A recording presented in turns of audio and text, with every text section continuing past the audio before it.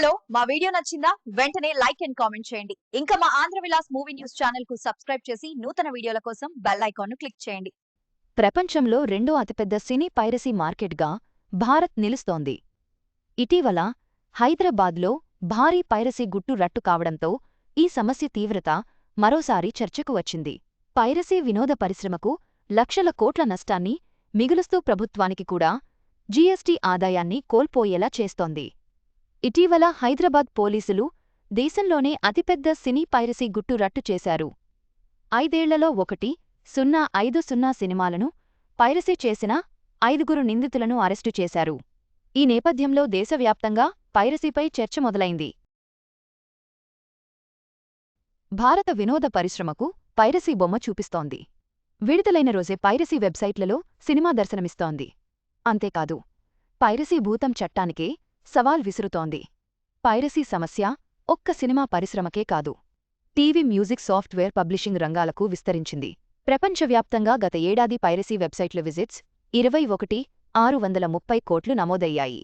2024లో మొత్తం పైరసీ ట్రాఫిక్లో మనదేశ వాటా ఉదయం 8:12 అంటే మన దేశం నుంచి 1,756 కోట్ల విజిట్స్ నమోదయ్యాయన్నమాట. పబ్లిక్ ప్రైవేట్ టొరెంట్స్ వెబ్ ఆధారంగా film, TV, music, streaming, software, publishing రంగాలలో ప్రపంచ పైరసీ ట్రెండ్స్ను పర్యవేక్షిస్తున్న data company Muso piracy trends and insight report 2024 అనే నివేదిక రూపొందించింది. దీని ప్రకారం పైరసీ వెబ్సైట్ల వీక్షకుల సంఖ్యలో 12 వాటాతో అమెరికా తొలి స్థానంలో నిలిచింది. ఆ తర్వాతి స్థానంలో భారత్ ఉంది. మొదటి స్థానం మనదే. మ్యూసో 2023 నివేదిక ప్రకారం ప్రపంచ చలనచిత్ర పైరసీలో మనదే పైచెయ్యి. మొత్తం పైరసీలో 58 వాటా మన దేశానిదే.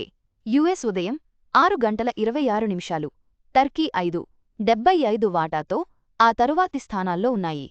పైరసీ కంటెంట్ను డౌన్లోడ్ చేసుకుని చూసేవారితో పోలిస్తే అప్పటికప్పుడే చూసేవాళ్లు కాస్త ఎక్కువ ఉండటం గమనార్హం.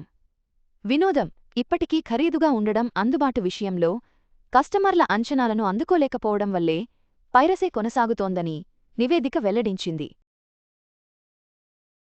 అయితే ప్రపంచవ్యాప్తంగా 2023తో పోలిస్తే గత ఏడాది ebooks, audio books, papers, magazines వంటి పబ్లిషింగ్ రంగంలో పైరసీ 4.3 పెరిగింది.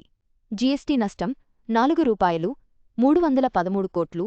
Internet and mobile association of India the ర్యాబ్ రిపోర్ట్ 2024 ప్రకారం 2023లో భారత వినోద పరిశ్రమ పైరసీ కారణంగా రూ. 22.400 కోట్ల నష్టాన్ని చవిచూసింది. ఓటీటీ ప్లాట్ఫామ్లకు రూ. 8.700 కోట్లు, థియేటర్లకు రూ.